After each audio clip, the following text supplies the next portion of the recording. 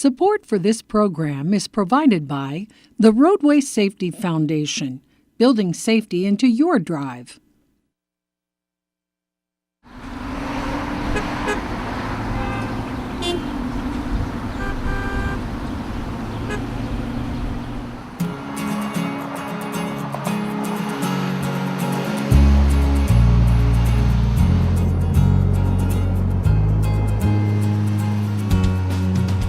Right now, we have more than 250,000 drivers that are over the age of 50 in Delaware, and that number is expected to increase by about 130% by 2030. And we need to make sure that our roads and streets can accommodate safely that onslaught of older drivers that are going to be needing to remain connected to their community.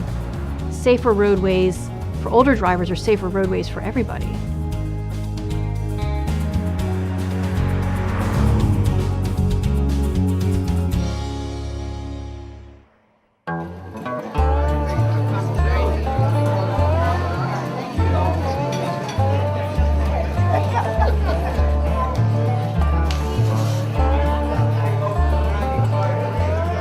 I'm 66 years old. Let's see, legally I've been driving 50 years. I grew up on a farm, so it's probably a bit closer to 60. 66 years old, and I've been driving since 60.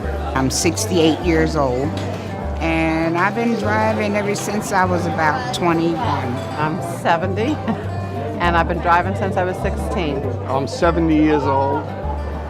I've been driving since I'm 17. Age 71. I've been driving since 16. I'm 76, and I've been driving about 35 years. I've been driving since, 62 years I've been officially with a license. I'll be 80 years old on October 7th, and I've been driving, since 1947. My age is 82, and I've been driving about 3 years. I'm 84 years old, and I've been driving for 62 years. I'm 85, and I've been driving since I was 35. I'm 86 years old. I'll be 87 in September. And I've been driving since 1955. I'm 87 years old, and I've been driving. I've had driver's license since I was 18. I'm 88. I've been driving since 1937. Delaware has the fastest growing aging population in the nation, primarily as a result of migration from other states. We're quite proud of our state of Delaware, but it does bring with it some very specific challenges as to how to support this aging population. What we're going to see with more people retiring to our state, particularly our beach areas, are more people who are of advancing age on our roadways. Our greatest concern is their ability to drive safely and the number of crashes that they're going to get into. Older drivers make up about 17% of our driving population right now. They're involved in about 14% of our fatal crashes and 18% of our pedestrian crashes. So those are factors that we're really looking at, how to reduce their risk of being in a crash.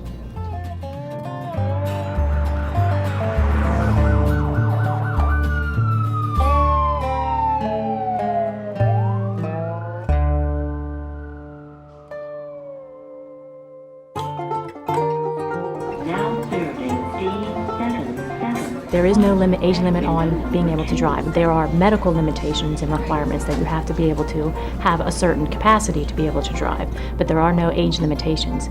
And the more advancements we make with health and technology, people are living longer and they're living healthier longer. So there's no state or in the nation right now that has limitations on how old you can be to drive. There are many more distractions on the road today, electronic distractions being the newest. We've always had car radios, grooming, talking to passengers, minding children, minding pets, and all of those things remain.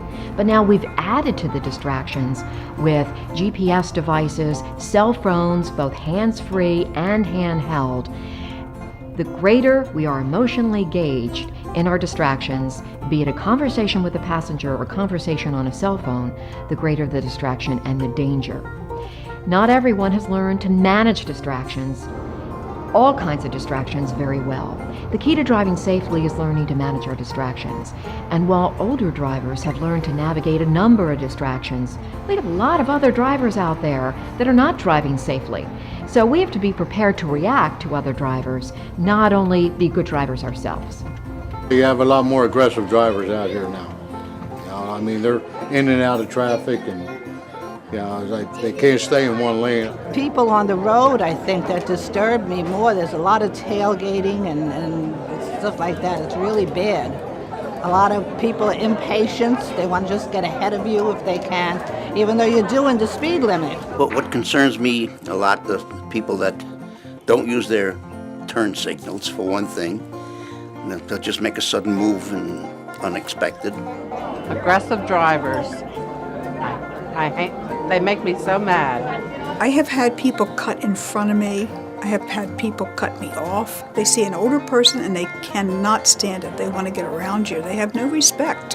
What bothers me is people on cell phones.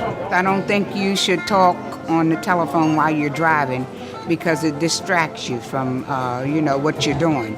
I find it annoying when I see people who are using their cell phone and not starting up when the light changes. You just have to be more cautious. Well, there's more traffic, let's face it, than there used to be.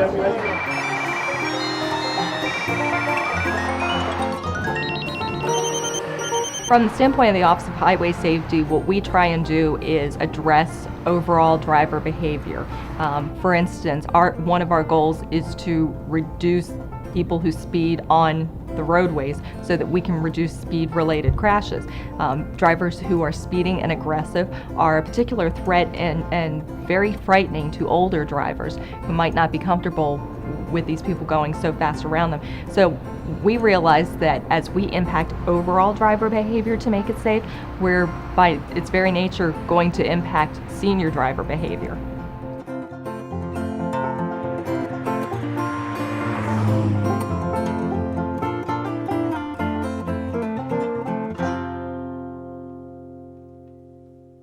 Well, I come here to the center, which is about 10 miles. I'll go down to the mall, which is about 15 for me, and I go into Smyrna. My daughter's office is there. That's about as far as I go. Mostly just coming here, and I go pick up my 2 nephews who's in the daycare, and back home, and to Acme, Super Fresh, whatever. To the grocery store, to the hairdresser at Smyrna. Go shopping, go up to Dover Downs and play my penny machines. Hairdresser, grocery store, doctors. We need to keep them focused on making limited trips in a safe and familiar routine, because when you take them out of their routine as they age, not being familiar with their surroundings, a lot of factors come into play. You have judgment, you have ability to make decisions. A lot of Alzheimer's patients, about 50% of them continue to drive about 3 years after diagnosis. So you have a lot of issues with memory, not remembering where you're going when you're not in a familiar situation. So those are issues that we're looking at. Right now I limit myself, and that's my own decision, to daytime driving because I just feel I don't see as well at night. I drive mainly during the daytime. I try to be home by dark.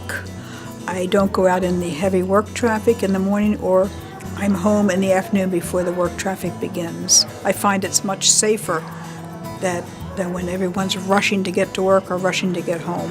I have curtailed some. I don't drive as much at night as I used to. I mean, I'm like most people. It's not so much that I can't see, it's just that everybody else has their bright lights on now. And I know that that's not true, but that's the way it seems. What I can't stand at all, and I try to avoid it as much as possible, is rain at night. Nighttime driving in the rain. There's so many reflections, and you can't even make where the lanes are or anything like that. That bothers me. I avoid driving in the rain at night. I think we use more common sense than and we don't drive as fast as some of the younger people drive. Well, we don't speed as much, and I think we're more careful than the younger drivers.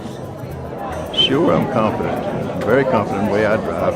I'm just afraid of the other guy. I'm not afraid of my driving at all.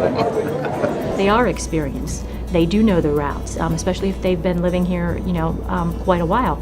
They do know when to drive, and they take that into consideration, and they're much more cautious of new roadways and new areas and new signage. So I think we can probably capitalize on that a little bit. And actually, during our Delaware Does More for Teen Drivers, one of the ideas was maybe we should have a senior driver come in and coach a teen driver. So there's definitely, and again, I don't think the senior driver community and that demographic is in crisis. I just think that we need to make some changes to be able to adapt to their needs. Basically, we want to ensure that older drivers have the skills and the supports to maintain their mobility, and we know as people age that is a critical piece of it. We also know that driving enables individuals to stay independent. So when seniors lose their driving capability, many times that actually promotes individuals ending up in a nursing home environment.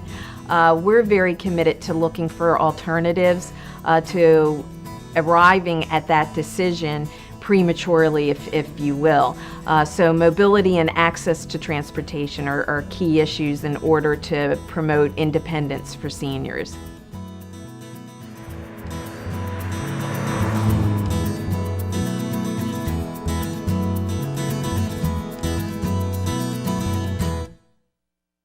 People drive more than they used to drive. Even when you have the same number of people are driving more and more often. So traffic volumes are increasing.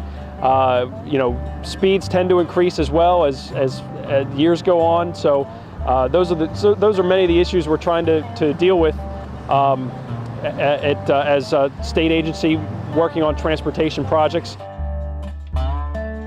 Most, if not all, the recommendations from the research that the University of Delaware did related to older drivers is beneficial to all drivers, young, medium, old, more advanced signing, larger signs, the pedestrian signals, the roundabouts, any of these recommendations.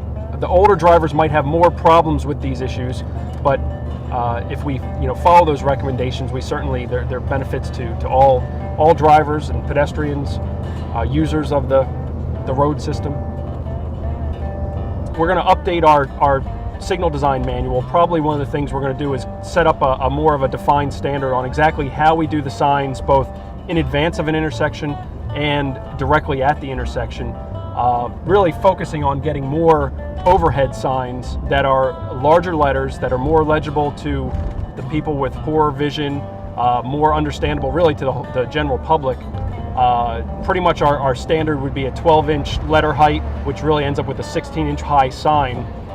And that gets to be a pretty big sign. But when you compare it to everything else that's in your visual field, it stands out much better than just the small road signs on the side of the road. Here's an example of an intersection where,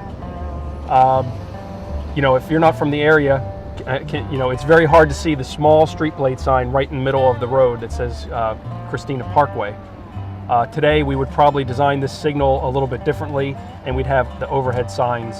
That's probably 4 or 6 inch letter height. We would again go with probably 12-inch letter height. A lot of human factors research has gone into a new style of font, which is called Clearview font, which we're starting to use on some new projects. And again, the human factors research has shown that drivers can understand the messages sooner, which of course is important, because if you have to make a decision, the sooner you need to make that decision, the better. And again, it's the human factors studies have shown that it might only be a fraction of a second that you understand that message sooner than with the standard font. But when you're going 65 miles an hour, that fraction of a second can be 100 feet or hundreds of feet.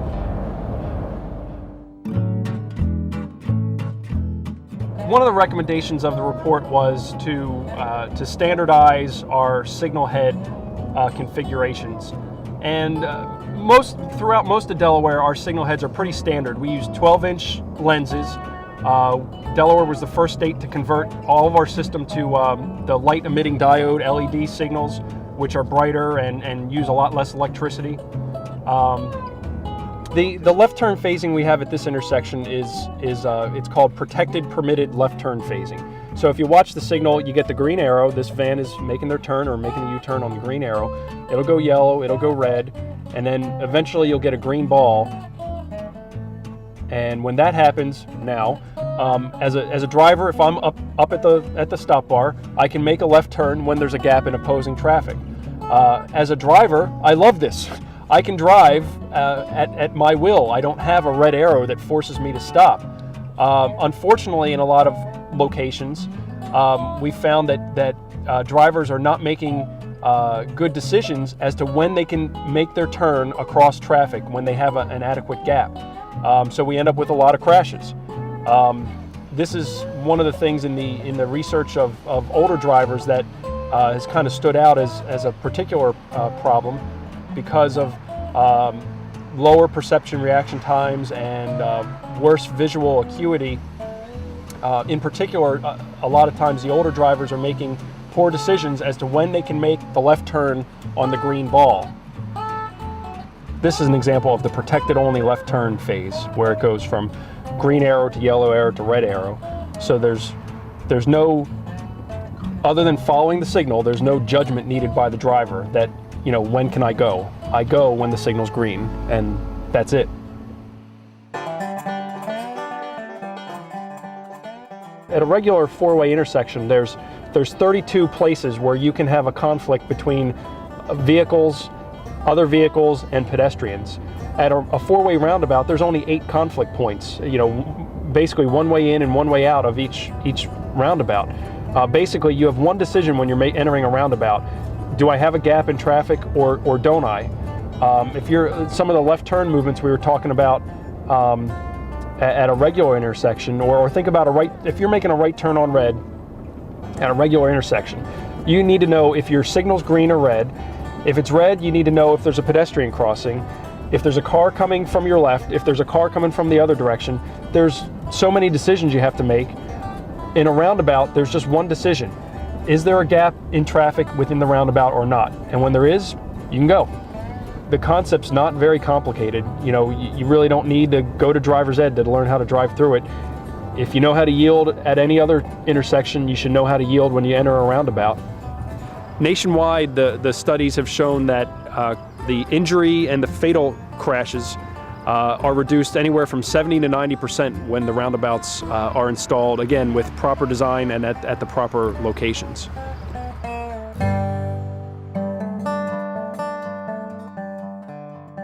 When it comes to seniors and pedestrian issues, they actually make up a fairly large number of pedestrian fatalities.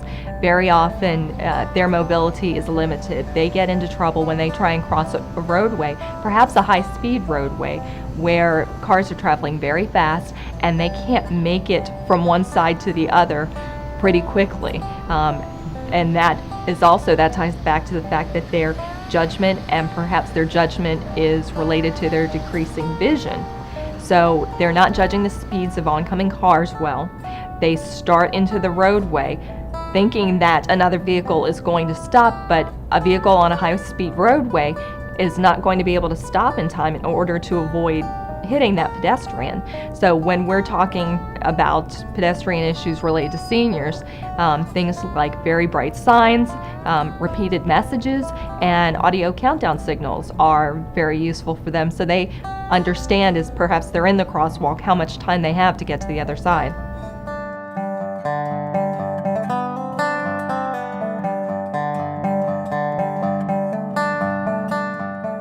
If you can hear it, there's a locator tone beep at this button right now that would help the visually impaired person find the button.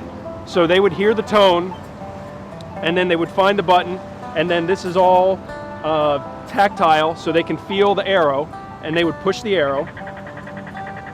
And if you can hear the difference in the tone now, that's indicating that the walk indication on the pedestrian signal is walk. And that different tone will stay on until the walk indication's off.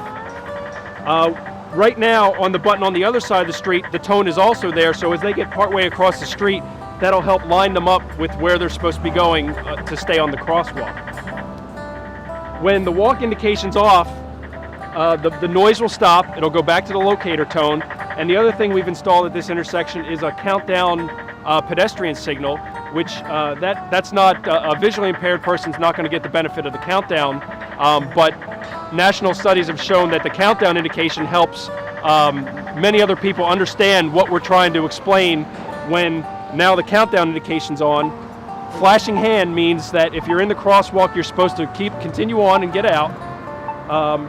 But if you haven't started yet, you shouldn't start. So now that countdown goes concurrent with the flashing hand, and that's something pretty standard that we're putting at all new and retrofit intersections is the countdown heads.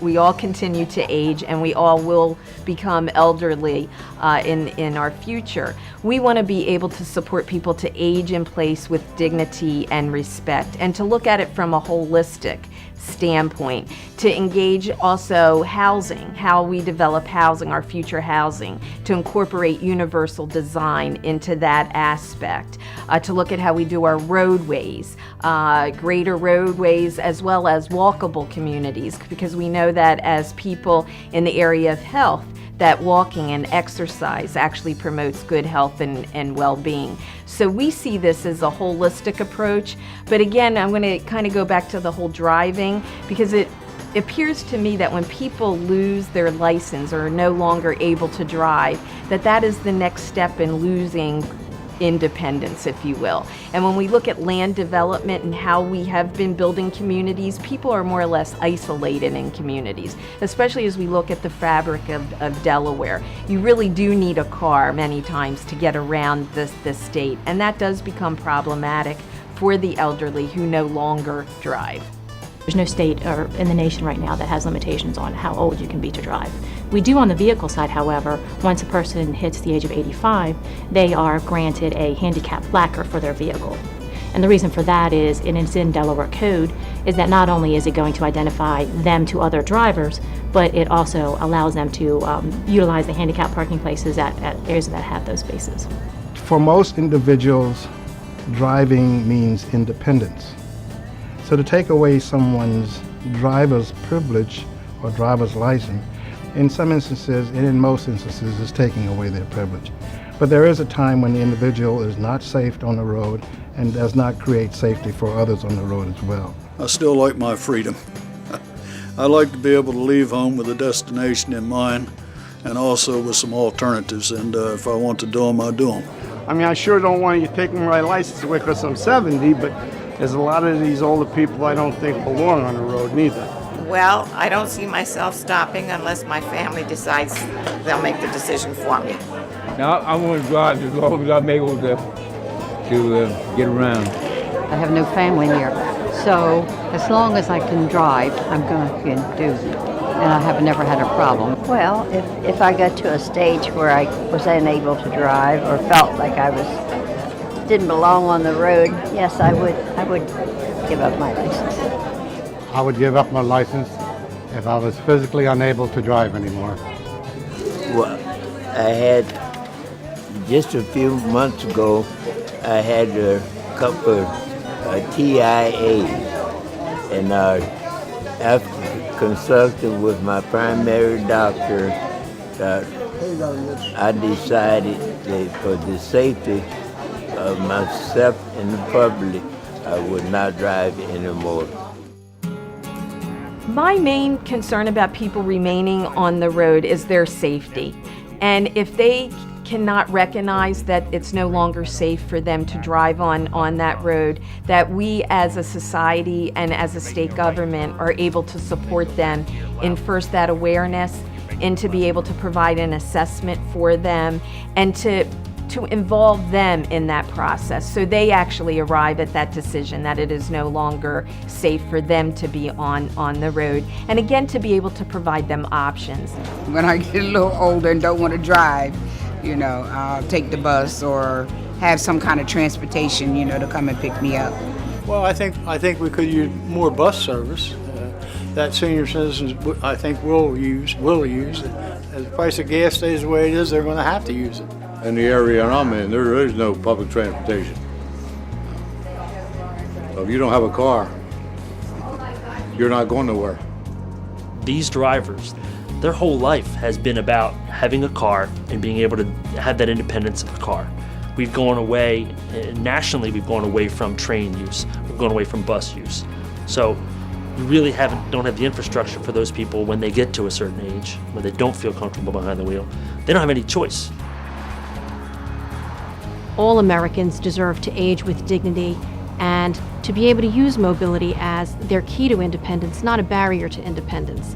So, in recent years, we've talked a lot about our communities becoming more livable for older Americans, and a big part of that livability includes safer roadways, better signage, better driving conditions, and of course, public transportation fits in as well.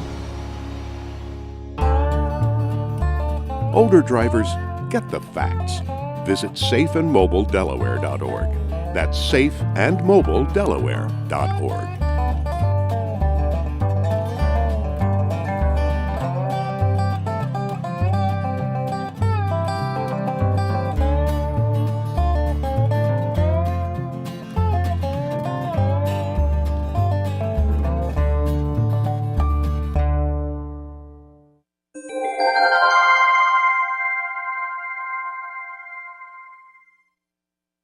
Support for this program is provided by the Roadway Safety Foundation, building safety into your drive.